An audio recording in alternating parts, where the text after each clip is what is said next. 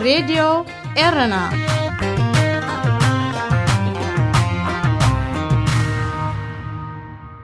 عزوز سلامتنا تقبلوا أبستفلالي كورنعت عالم كوينكم نمدبات راديو إيرنا التكتاتلو زخبركم سمعتنا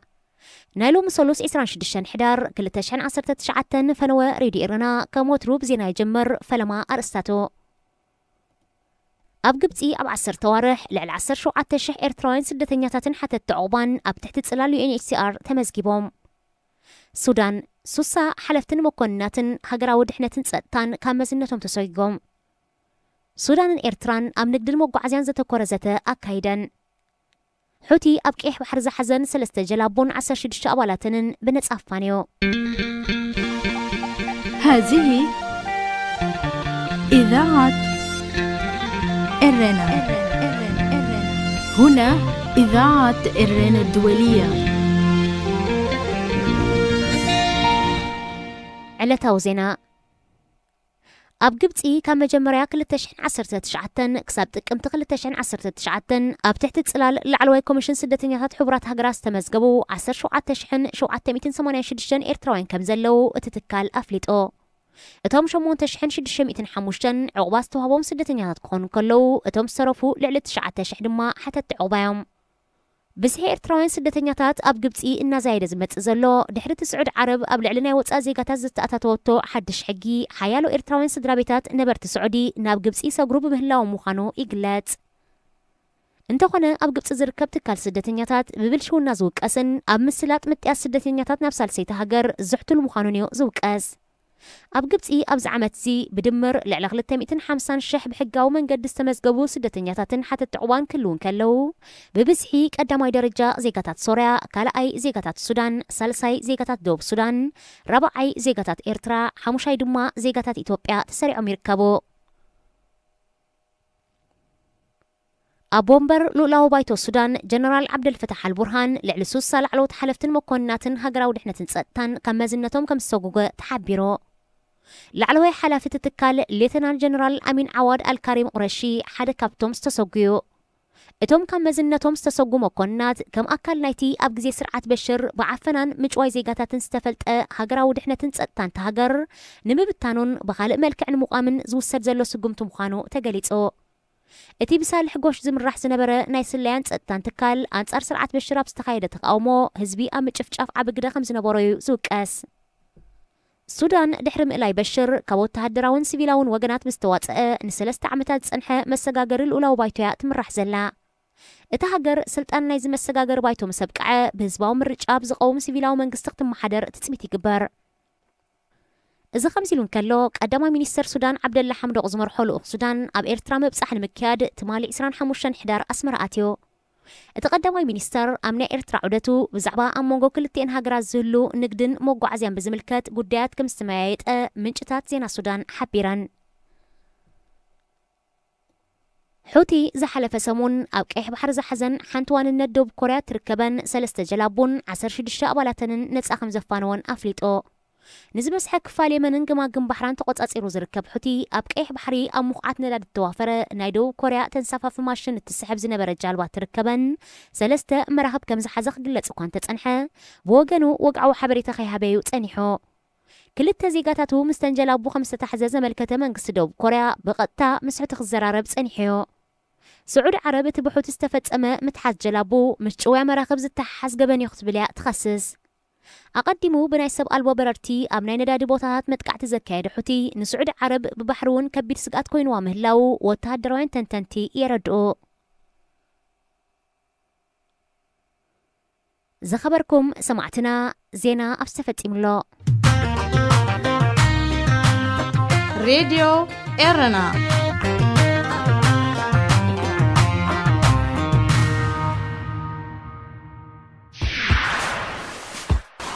إيرتران كبابيان أما كانت زين عالم سلام كورات تخداتلتي مدب إيرتران كبابيان كما يتغنيو إذا مدب زي أب إيرتران كبابينا نزلو بوليتيكاوي محبراوي كتباون تفتراون كنتات ززت مدبيو زحلفة مدباتنا خاء أب تبغربات سألونا قدات قدبونا بفلاي كاء أب إثيوبيا نزلو بوليتيكاو كنتاتنا خنرغانينا እቲ ኣብ ጎረቤትና ኢትዮጵያ ዝሕቆን ዘሎ ፖለቲካዊ ኩነታት ክሳብ ዝጽዕን ኣንፈቱ ዘፍልጥን ከዓ በቀረባ እናተኸታተልና ነገራት ከመይ ምዕብል ከም ዘሎ ክንቅርበልኩም ኢና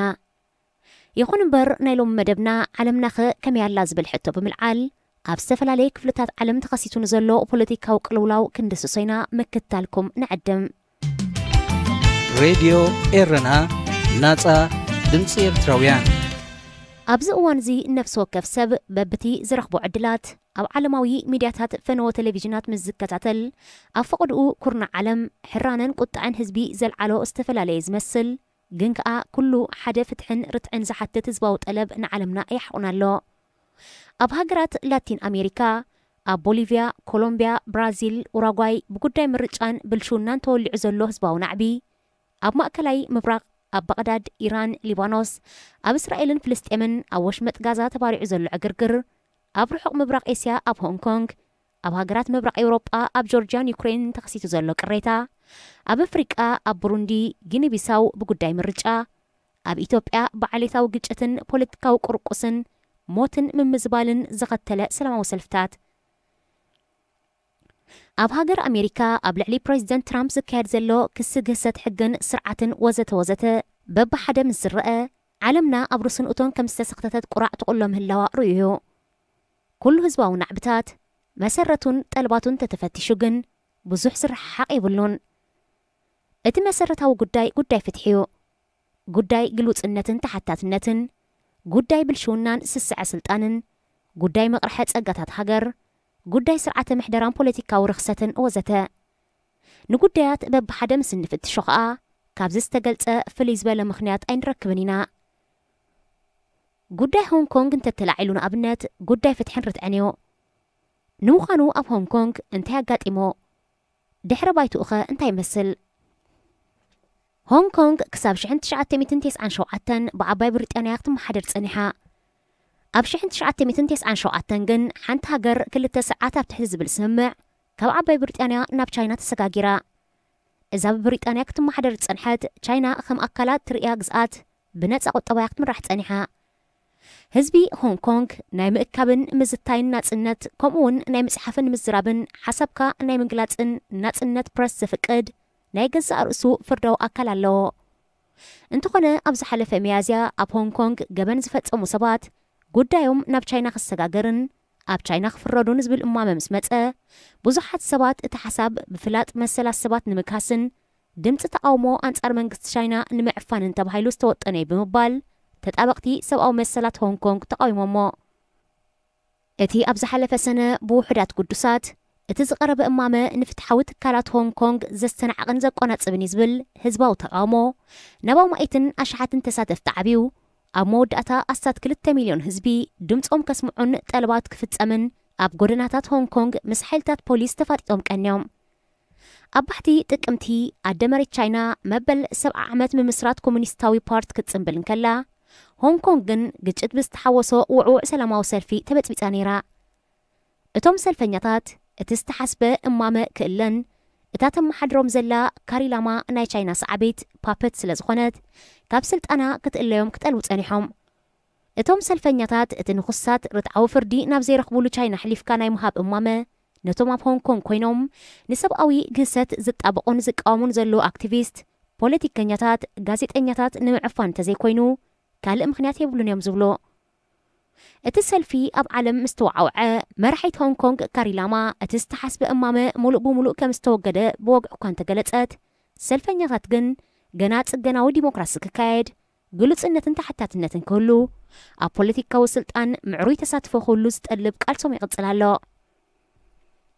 እቲ ንቻይና ብኮሙኒስታዊ ምሕደራ ዝኣልያ ዘሎ መራሒ ቻይና ጂጂንፒንግ ግን ነቶም ንሆንግ ኮንግ ካብ ቻይና ንኽንጸሉ ዝቃለሱ ባእታታት ሰብነቶም ጎዛዚና ኣዕጽምቶም ክንጥሕኖይና ክብል ተዛሪቡ እቲ ኣብ ሆንግ ኮንግ ዘሎ ተዛማዲ ናጽነት ሓሳብካ ምግላጽን ናይ ምእካብ መሰል ክሳብ 2047 ጥራሕ ይቕጽል ብድሕሪኡ መጻእ ሆንግ ኮንግ እንታይ ክኸውን ከም ዝኽእል ዝፍለጥ የሎን ይኹን እምበር ትማሊ ሰንበት 24 ሕዳር እቲ ኸድምጽ ዝኽእል ዘበለ ኣስታት 4 ሚልዮን ህዝቢ ኣብታ ናዕብን ግጭትን ዝቐነያ ከተማ ዞባውያን ኣመሓደርትን ምምራጽ ብዲሞክራስያዊ መሰል ድምፂ ክህብ ኣብ ሰልፊ ውዒሉ يخون امبر دحر 18 ዓመታት መጻ هونغ كونغ እንታይ ከም ዝኸውን ሰነጸረየሎን እቲ ቀንዲ ነገር እታ ካብ ዓባይ ብሪጣንያ ሓንቲ ሃገር 2 ሰዓት ብዝብል ስምምዕ ሓላፍነት ዝተረከበት ኣደ ሃገር ቻይና እንታይ ክትገብር ከም እትኽእል ግን ንምግማቱ ኣይጸግመን ቻይና ኣብ ሓንቲ ሃገር ክልተ ምምሕዳር ክኸውን ኣይክእልን እዩ ዝብሉ ተንተንቲ ፖለቲካ እምበኣር ካብታ ኣብታ ሃገር ዝርእይዎ ምሕደራን ኣነባብራን ዝብገስ እዩ ቻይና ነቲ ካብ ኣረጊት ዴሳዊ መንገዲ ምሕደራ መኣውጾቱን ዝገላግላ ዴን ሻኦፒንግያ ቁጠባዊ ለውጢ ከተመዝግብ ጀሚራ እቲ ቅድሚ 1978 ዝነበረ ነባር ቁጠባዊ ምሕደራ መንገዲ ድኽነትን ስእነትን እዩ ዴን ሻኦፒንግ ኣብ ሕርሻ ብምትኳር ብሕታዊ ትካላትን ወፍርን ብምትብባዕ ኢንዱስትሪታት ብምስፋሕን ንዓለም ለኻዊ ንግዲ ኣፍ ደገ ብምርሓውን እዩ ነቲ ቁጠባ ኣበራቢርዎ ይኹን እምበር ከምቲ ናይ ሆንግ ኮንግ ሊበራል ስርዓተ ቁጠባ ኣይኮነን ብኸምኡ ከኣዮም ሆንግ ኮንጋውያን ነቲ ገበነኛታት ናብ ቻይና ናይ ምስጋር ቢል ዝተቃወምዎ ንገለ ካብቲ ውዕውዕ ሰላማዊ ሰልፊ ክካየደለን ዝቐነየ ብክልተ ውቅያኖስ ፓሲፊክን ኣትላንቲክን ኣብ እተኸበት ኣህጉር ላቲን ኣሜሪካ ብብራዚል ቺለ ፔሩን ኣርጀንቲናን እትዳው ቦሊቪያ ከም ኣብነት ተወሲድና ምክንያት እቲ ግጭትን ዕግርግርን ኣብ ምርጭና ተዓሚፅናን ተወፂዕናን ዝብል እዩ እታ ኣብ 1825 ካብ ግዛት እስጳኛ ዝተገላገለት ናጽነታ እንስተቃለሰ ጅግናኣ ሲሞን ቦሊቨር ንምዝካር ብስሙ እተጠመቐት ቦሊቪያ ክሳብ ሕጂ ኸኣ ኣብ ታሪኻ 200 ሰዓዕ ዕልዋን ፀረ ዕልዋን ፍጻሜታት ከም ዘጋጠማ ተመራመርቲ ታሪኽ ክፍለ ዓለም ይዛረቡ ቦሊቪያ ኣብ 1980 ንመጀመርያ ግዜ ተዛማዲ ዲሞክራሲያዊ ስርዓት መስሪታ ይኹን እምበር መራሕቲ ሃገር ብሰንኪ ሰሪቱ ዝጸንሐ ሕሱም ድኽነት ተደጋጋሚ ህዝባዊ ናዕቢ ምፍራይን ምሻጥን ድራግን ዝኣመሰለ ብድሆታት ክዋጠሩ ምጽንሖም ይዝከር ኣብ ዝቐረባ ግዝያት ቦሊቪያ ወፍሮ ጻ ምስሓብ ስርዓተ ትምህርቲ ምምሕያሽ ብሕታዊ ውድድር ዕዳጋ ምትብባዕን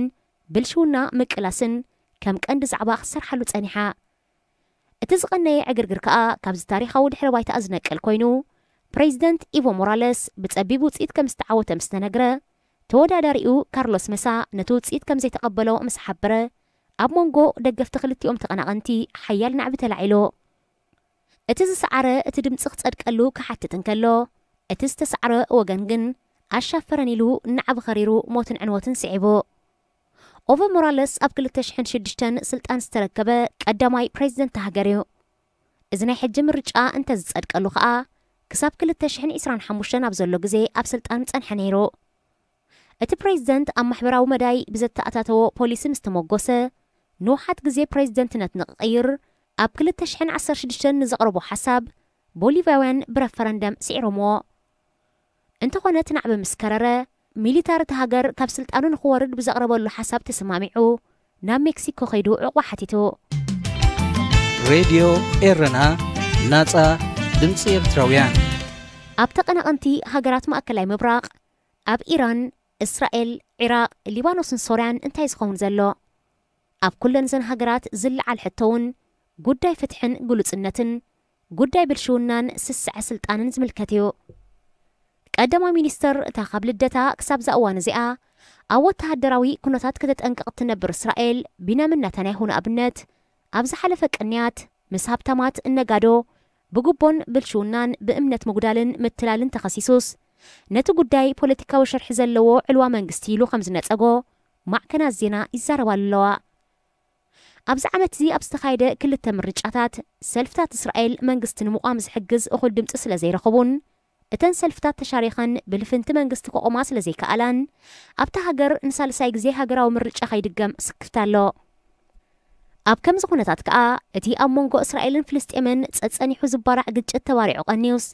ፍልስጤማውያን ዕጡቓት 450 ሮኬት ናብ እስራኤል ክውንጭፉን ከለው እስራኤል ከዓ ናይ ነፈርቲ ደብዳብ ብምክያድ 34 ፍልስጤማውያን ቀቲላ 111 ከዓ ኣቁሲላ ብወገን እስራኤልን ሕክምናዊ ክንክን ዘድልዮም ሰባት ከም ዝነበሩ ተገሊጹ እቲ ግጭት ኣብ ዝሓለፈ ሰሙን ላዕለዋይ ኮማንደር ዕጡቓት እስላማዊ ጂሃድ ብደብዳብ ነፈርቲ እስራኤል ምስ ተቐትለዩ ተጓሂሩ ኣብ ኢራቅ እውን ነቲ ዘሎ ስርዓት ብብልሽውና ዝኸስስን ብሰንኪ ድኹም ውሕደርኡን ኣሊኡን ዝነሃረ ሽቕለት ኣልቦነት ምኽንያት ብምግባር ካብ ስልጣኑ ክወርድን ዝጽውዕ ውዕውዕ ሰላማዊ ሰልፊ ክካየድ ቀኒዩስ ክሳብ ሕጂ ምስ ፖሊስ ብዝተገብረ ግጭት ልዕሊ 300 ሰባት ሞይቶም ኣለዉ ክሳብ ለይቲ ሎሚ ከዓ ከተማታት ባቕዳድ ባስራን ካልኦትን بتدقاقامن زي قارص نسباو سلفن منقسقاسن لميسن ኣለዋ እቲ ስርዓት ዘንብዕ ጋዝን ሰዓታት እቶቶም ብምውዋጅ ከዓ ነቲ ኩነታት ካህድኦን ክቆጻጸሮን ተፈተነ ክሳብ ሕጂ ኣይሰለጦን በአሜሪካን መሻርክታን ንሳዳም ሁሴን ንምእላይ ዝተኻየደ ወፍሪ ንትሕተ ቅርጽን ቁጠባት ሃገርን ረሚሱ ነቲ ሃገር መናሃርያ ሓይልታት ግብረ ሽበራ ስለ ዝገበራ ኣብ ኢራቅ ብነፍሲ ቅትለታዊ መጥቃዕቲ ዝሞቱ ሰብን ዝዓነወ ንብረትን መወዳእታ የብሉን ሓደ ተንተንቲ ፖለቲካ ማእከላይ ምብራቅ ከዓ ኢራቅ ብኩለንትንኣ ኣብ ዘበነ ሳዳም ሁሴን ተሓይሽን ትረግእን ክሳብ ምባል ዘብጽሖም እዚ ሕጂ ዘሎ ቅልውላውን ዘይንጹር መጻእን ክኸውን ይኽእል እዩ ሶርያን የመንን ካብተን ሓያሎ ዓመታት ብኹናት ዝሕመሳ ዘለዋ ሃገራት እየን ኣሽሓት ህዝቢ ክልቲአን ሃገራት ኣደዳ ስደትን ከርተትን ኮይኖም ካብ ቤት ንብረቶም ተመዛቢሎም ዘበናውያን ታሪኻውያን ከተማታት ተን ሃገራት ብሚሳይልን ደብዳብ ነፈርትን ናብ ዑና ተቐይሮ ሓይልታት ግዳም በብረብሐን ነተን ሃገራት መዋግእ ስግረዶብ ጌረናአን ኣብ ክልቲአን ሃገራት ብሕጊ ዘይፍቀድ ኬሚካላዊ ኣጽወራት ህፃናትን ኣዴታትን ከይተረፈ ቀዚፉ ንምልካዊ ፕሬዚደንት በሽር አልአሳድ ንምእላይ ዝተበገሰ ሓሳብ ሓይልታት ግዳም ኣሜሪካን ሩስያን በብረብሐን ተጸንቢረንኦ እቲ ዓዲ ናብ ሓኹምሽቲ ተቐይራ ዓንያ ዘዋውያን ሓይልታት ማእከላይ ምብራቅ ስዑድን ኢማራትን ብሽርክነት ዝተዋስእሉ ኩናት ኣሽሓት የመናውያን ሓሊቆም ካልኦት ዓሰርታት ኣሽሓት ከዓ ካብ ቤት ንብረቶም ተመዛቢሎም እታ ታሪኻዊት ከተማ የመን ከዓ ልክዕ ከም ከተማታት ሶርያ ብተተኮስቲ ነፈርትን መዳፍዕን ዓንያ ዓመ ከምዚ እዋን ብምትብባዕ ሕቡራት ሃገራት ሚኒስትራት ጉዳያት ወፃኢ ሩስያን ኢራንን ንበሽር አልአሳድ ቱርክ ከዓ ንተቃወምቲ ብምድጋፍ ኣብ ሶርያ ነባር ሰላም ንምምጻእ ኮሚቴ ሕገ መንግስቲ ንምቋም ኣብ ጀኔቫ ስዊዘርላንድ ተረኺቦም ግን ክሳብ ሕጂ ምንም ከየስለጡ እቲ ኩናት ክሳብ ሕጂ ይቕጽል ኣሎ ኣብ ኢራንን ሊባኖስን እውን ፍትሕን ተሓታትነትን ዝጠልብ ሰላማዊ ሰልፍታት ተጓሂሩ ቀኒዩ ሰበስልጣን ኢራን ብጉዳይ ምምዕባል ኒኩለር ምስ ኣሜሪካን ምዕራብን ንነዊሕ ዝኸደ ምትፍናን ጸኒሕዮ ኣብ 2015 ፕሬዚደንት ኣሜሪካን መራሕቲ ዓበይቲ ሃገራትን ተረኺቦም ኣብ ሓደ መዓልቦ በጺሖም ነይሮም እዮም እንተኾነ ፕሬዚደንት ትራምፕ ምስ መጸ ዳርጋ ነቲ ዝበስሐ ፕሬዚደንት ኦባማ ዝኸተሞ ስምምዓት ዳግም ይኽልሶን የፍርሶን ብምህላው ምስ ኢራን ኣብ ዳግም ምፍጣጥን ናይ ቃላት ምስንዳውን በጺሖም ይርከቡ ብሰንኪ እገዳ ምሻጥ ነዳዲ ዝመጸ ከዓ ቁጠባዊ ኩነታት ሃገር ስለ ዝተዳኸመ ብሓፈሻዊ ፖለቲካዊ ኩነታትን እገዳን ዝሰዓበ ሰልፍን ረበሻን እውን ኣካል እዚ ኣብ መላእ ዓለም ዝርአ ዘሎ ቡድሆ እዩ ከምቲ ኣቐዲሙ ዝተገልጸ ኣብ ኩሉ ኽርና ዓለም ከቢድ ቅልውላው ብምህላው ንግዚኡ ዓለምና እንታይ ትመስላላ ንዝብል ንእሽቶ ስእሊ ክህብ ይኽእል እዩ ኣብ ዝመጽእ መደብና ከዓ ንእዋናዊ ኩነታት ቤትናን ጎደቦናን ዝምልከት ከነቕርበልኩም ኢና ሰላም ምስ ኩልና هذه إذاعة إرنا هنا إذاعة إرنا الدولية زخبركم تغتتلتنا نيلو محفشاو مدباتنا نمززام داقماي زينا انهو ኣብ ግብፂ ካብ መጀመርያ 2019 ክሳብ ጥቅምቲ 2019 ኣብ ትሕቲ ጽላል ላዕለዋይ ኮሚሽን ስደተኛታት ሕቡራት ሃገራት ዝተመዝገቡ 17786 ኤርትራውያን ከም ዘለው እቲ ትካል ኣፍሊጦ እቶም 8605 ዕቁባ ዝተዋህቦም ስደተኛታት ክኾኑ ከለው እቶም ዝተረፉ ልዕሊ 9000 ድማ ሓተቲ ዕቁባዮም ብዝሒ ኤርትራውያን ስደተኛታት ኣብ ግብፂ እናዛይደ ዝመጽእ ዘሎ ድሕሪ ስዑድ ዓረብ ኣብ ልዕሊ ናይ ወጻኢ ዜጋታት ዝተኣታተወቶ ሓድሽ ሕጊ ሓያሎ ኤርትራውያን ስድራቤታት ነበርቲ ስዑዲ ናብ ግብፂ ሰግሩ ብምህላው ምዃኑ ይግለጽ እንተኾነ ኣብ ግብፂ ዝርከብ ትካል ስደተኛታት ብብልሽውና ዝውቀስን ኣብ ምስላጥ ምጥያስ ስደተኛታት ናብ ሳልሰይቲ ሃገር ዝሕትሉ ምዃኑን እዩ ዝውቀስ ኣብ ግብፂ ኣብዚ ዓመት እዚ ብድምር ልዕሊ 250,000 ብሕጋዊ መንገዲ ዝተመዝገቡ ስደተኛታትን ሓተቲ ዕቁባን ክልውን ከለው ብብዝሒ ቀዳማይ ደረጃ ዜጋታት ሶርያ ካልኣይ ዜጋታት ሱዳን ሳልሳይ ዜጋታት ደቡብ ሱዳን ራብዓይ ዜጋታት ኤርትራ ሓሙሻይ ድማ ዜጋታት ኢትዮጵያ ተሰሪዖም ይርከቡ